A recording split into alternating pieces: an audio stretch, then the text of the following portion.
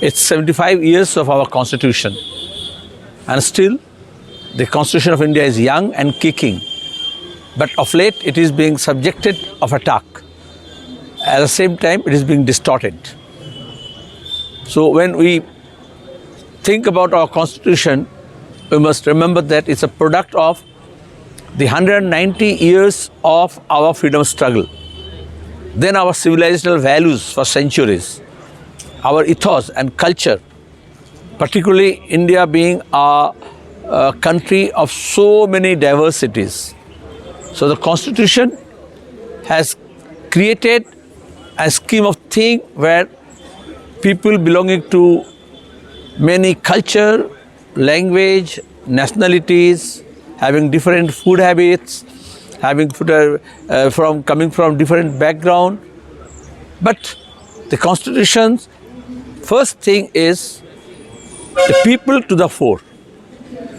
In the preamble, the constitution started with we the people. Secondly, it's a equality for all, equal opportunity, equality before the law. At the same time, no discrimination on the basis of caste, creed, language, gender. Now when the right-wing forces, in the name of the political project that is Hindutva, they are trying to create an authoritarian regime or a fascist with fascist characteristics. In that case, whatever rights were given to the minorities, be it linguistic or religious, that is sought to be curtailed. And that's why you see shamelessly they're publishing Indian constitution omitting the word secularism. But we know if we want to protect our democracy and parliamentary democracy, we have to be secular. India cannot remain democratic unless it is secular. We see the example and the happenings in the neighboring country, be it Bangladesh now or Pakistan.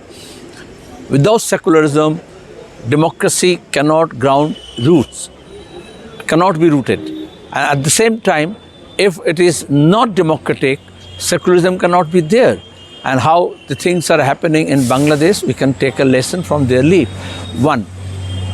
And lastly, in our Indian Parliament, when 75th anniversary was being observed on a Constitution Day, we have seen how the Home Minister has abused one of the founding father of our Constitution, that is Baba Saheb Bhimrao Ambedkar. It's not an individual attack, because RSS want to replace Samvidhan with Manusmriti, Manu Sanghita. And in that case, they attack not only the Constitution, but the framers of the Constitution and the tradition and the culture and ethos based on which the spirit of Constitution we have adopted. So we must take an oath to protect our secular democratic republic, at the same time the federal structure. And the Constitution may not be 100% foolproof, but if we want to keep our country together, peaceful and stable country, at the same time people belonging to various background, if they seek to live together in a peace of mind. So naturally we have to protect this Constitution and take this oath. Either we learn to live in peace or we will be into pieces.